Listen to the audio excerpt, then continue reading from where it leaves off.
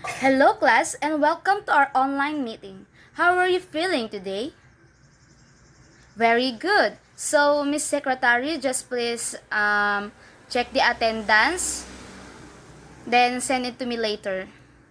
So for today, we are going to discuss Southeast Asian musical instruments. Before that, we are going to read first the learning objectives. First is identify the different Southeast Asian musical instruments. Show interest in the musical instruments of Southeast Asia through participating in the given activities and perform a task using an improvised musical instruments.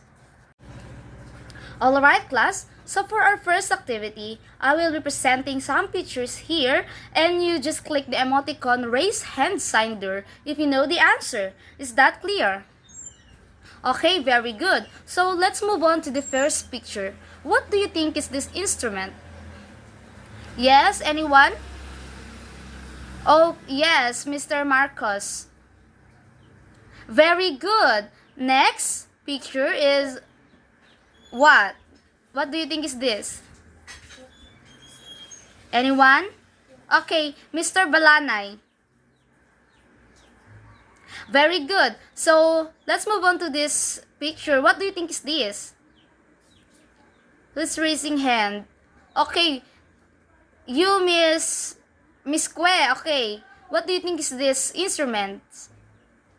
Very good. So, in the pictures that I've present, what musical tradition or culture do these instruments belong?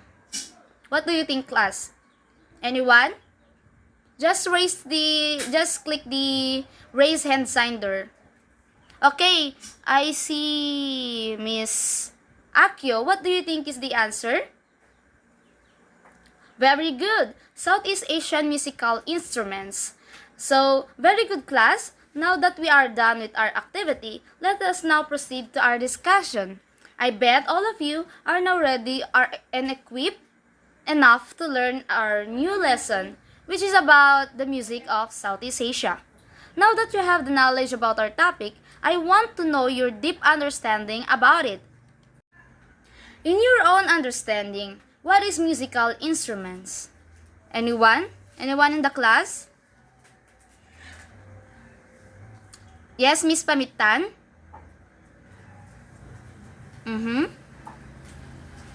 Very good. Musical instruments are devices designed to produce sound in a controlled way, allowing people to create and express music. Okay, next, what do you think are the four classification of instruments? Anyone, class? Yes? Miss Rumbawa? Okay, the four classification of musical instruments are aerophones, chordophones, idiophones, and membranophones. Okay, that's great class. At this moment, please focus on the screen and listen attentively to the discussion. In this portion, we will study the musical instruments of Southeast Asia, which is composed of Cambodia, Indonesia, Myanmar, Malaysia, Thailand, Laos, Vietnam, and Singapore. There are four classifications of musical instruments depending on the manner in which the instrument creates the sound and the way it is played. So first, chordophones. These instruments are stringed. I bet you know or you've seen these kinds of instruments. These instruments are musical instruments that will sound using the vibration of strings. For example of this kind are guitars, bows, harps, lutes, and zithers. And next, aerophones. These instruments is wind instruments or brass instruments. These are musical instruments that will sound through air vibration like flutes, saxophones, trumpets, and tubas. So next, membranophones. Membranophones are the percussion instruments. These are musical instruments that will sound through the vibration of a stretched membrane. For example of this is the category of the, what do we call this? The drums. And next, idiophones. These are musical instruments that vibrate itself when when it's struck, shaken, or scraped to produce a sound.